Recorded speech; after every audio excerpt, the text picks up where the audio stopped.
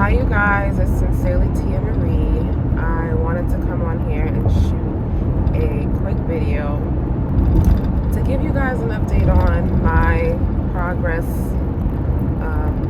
in nursing school at ECPI. So if you want to hear about it, keep watching.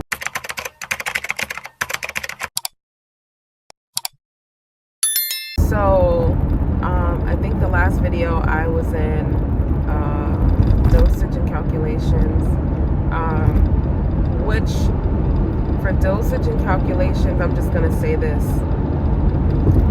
go into it knowing that you have to teach yourself. What I mean by that is I can speak on my experience and the instructor I had.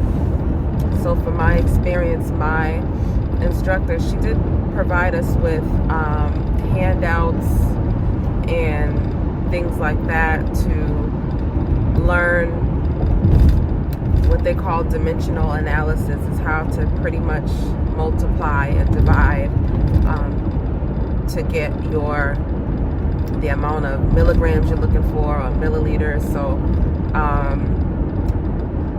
what else was it? Knowing your conversions. So we did get handouts on that. Just, knowing that, let's see, something simple, maybe something as simple as 4 ounces is equivalent to 120 milliliters. You know that 8 ounces is a cup. So it's more to it, but I'm just giving you an example of what the conversions was like.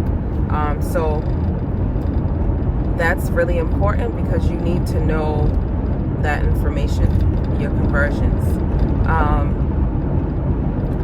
Also, another thing that was helpful, because I heard, I'm just going to say, it was not the fault of any of the students.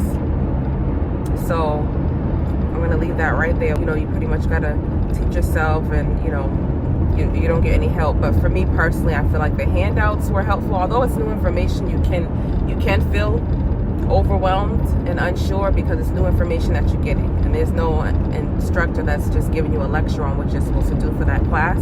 But with the handouts, if you review your handouts and you study those, and also you are provided with a practice quiz that you can do to prepare you for each exam, and you can take the practice quiz multiple times. The only one that you can only take once is the final practice.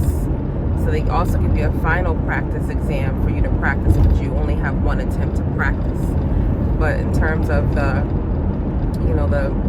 let's say the exam for week 1 and 2 and 3 and 4, you can practice those multiple times, as many times as you need to prepare you. So if you need all week to get it right, you do that. If you need, after that week, you still want to refresh yourself a little bit to prepare for the exam, you can do that for those quizzes. So that was helpful.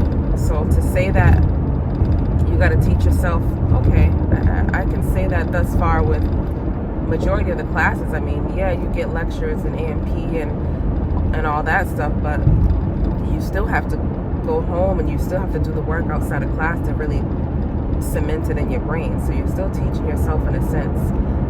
The instructor's gonna give you, pieces of the puzzle, but you got to bring it all together so that you can understand. So that's up to you, but you can do it. It's doable. When you look around and you see all the instructors that we have that's teaching us, they've been there and done that. And as I look at their badge, some of them are RNs, which an LPN is right there at an RN. So it's definitely doable. It's a lot of sacrifice, a lot of studying, but it's definitely doable. So I want to say that, just give you a little refresher, because I think the last video I was still in dosage and calculations. So now I'm in Pharm.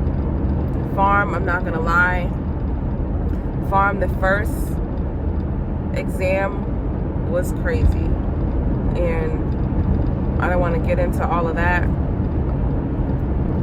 For Pharm, I had heard prior to starting that, you'll be good if you know the classes, and just make sure you drugs in their classes, and you know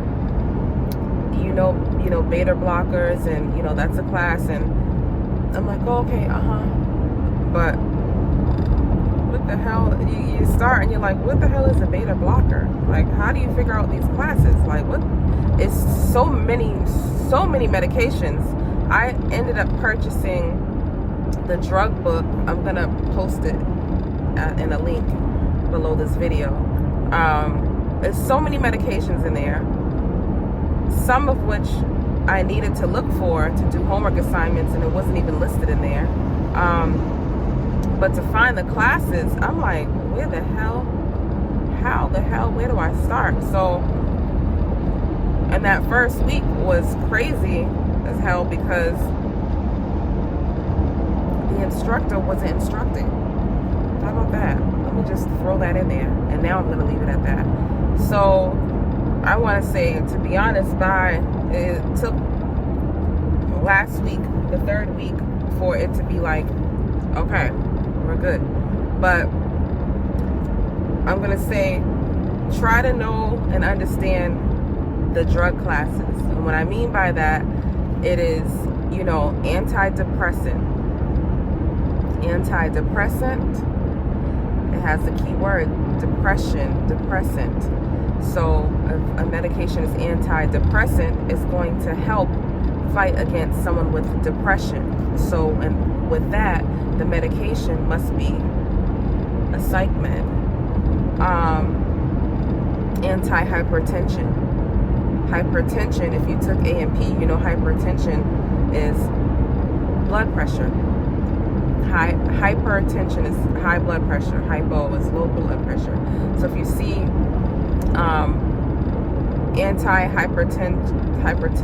hypertension medication, it's anti-high blood pressure. So that medication is going to reduce the blood pressure. So there's medication that would be the class for those medications. Then you'll hear beta blocker. So beta is the heart. You have that, and you'll learn this. You have beta 1 and beta 2, and you think of it as what I learned. You think of it as beta 1 is for heart. You have one heart, so beta 1. Beta 2 is for lungs. You have 2 lungs, so that's how you can remember beta 1 and beta 2. So with beta blockers, you know that those medications are going to be helpful for those places. So that's just giving you a little snippet of that. There's other classes. We have anticoagulants, which helps to prevent blood clots. So it's bits and pieces of what you've learned from A&P for sure. A lot of those medical terminology terms that can kind of help you get an idea, but just try to understand your classes. Get a drug book, or maybe you have a friend or someone that's in the field or whatnot, but putting them into class, I guess it can be helpful. You get a better understanding. But even when you put them into pharm, there's a lot of medications, and I would say definitely take exit 170 onto SC327 towards Maverick. That's my GPS. Definitely, if your class is anything like mine, you may have homework assignments that require you to complete med cards, and I will definitely try to put a little link into this video to show you what a med card looks like. So this is a med card here, somewhere there. So I will definitely insert a video for you to see a med card, so you know what that looks like. So the med card, with that, I would advise for you to practice that. Practice those medications. On the med card, you're writing the medication, the drug class. You were writing the side effects, the nurse interventions, what would the nurse do,